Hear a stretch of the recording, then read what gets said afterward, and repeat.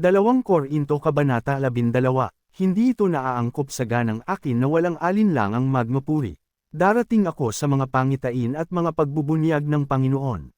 Nakilala ko ang isang lalaki kay Kristo mahigit na 14 na taon na ang nakalilipas, kung nasa katawan, ay hindi ko masabi, o kung nasa labas ng katawan, ay hindi ko masabi, ang Diyos ang nakakaalam. Winking face, ang isang ganoon na inagaw pataas sa ikatlong langit.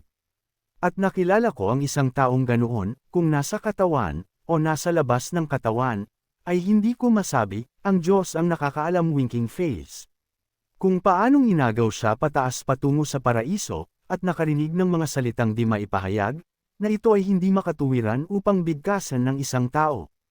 Tungkol sa isang ganoon ay magmamapuri ako, gayunman tungkol sa aking sarili ay hindi ako magmamapuri, kundi sa mga karamdaman ko. Pagkat kahit nais ko ring magmapuri, ay hindi ako magiging isang hanggal, pagkat sasabihin ko ang katotohanan, ngunit ngayon ay nagpipigil ako, upang hindi mag-isip tungkol sa akin ang sinumang tao ng higit doon sa nakikita niya sa akin, o sa naririnig niya tungkol sa akin. At upang hindi ako may taas ng higit sa sukat sa pamamagitan ng kasaganaan ng mga kabunyagan, ay may ibinigay sa akin na isang tinak sa laman, ang sugo ng Satanas upang suntukin ako, upang hindi ako may taas ng higit sa sukat. Dahil sa bagay na ito ay namanhik ako sa Panginoon ng 3 ulit, upang umalis ito sa akin. At sinabi niya sa akin, ang biyaya ko ay sapat ukol sa iyo, pagkat ang lakas ko ay pinapasakdal sa kahinaan. Pinaka nakakatuwa kung gayon ay magmamapuri ako bagkus sa mga karamdaman ko, upang ang kapangyarihan ni Kristo ay manahan sa ibabaw ko. Kung gayon ay nalulugod ako sa mga karamdaman, sa mga kapulaan, sa mga pangangailangan, sa mga pag-uusig, sa mga kahapisan alang-alang kay Kristo, pagkat kapag mahina ako, ay malakas nga ako. Ako ay nagiging isang hanggal sa pagmamapuri, pinilit ninyo ako, pagkat nararapat akong mapuri ninyo, pagkat sa anumang bagay ay hindi ako huli sa mga pinakapunong apostol, kahit ako ay walang anuman. Tunay na ang mga tanda ng isang apostol ay ginawa sa gitna ninyo sa buong pagtitiyaga, sa mga tanda, at mga kababalaghan, at makapangyarihang mga gawain.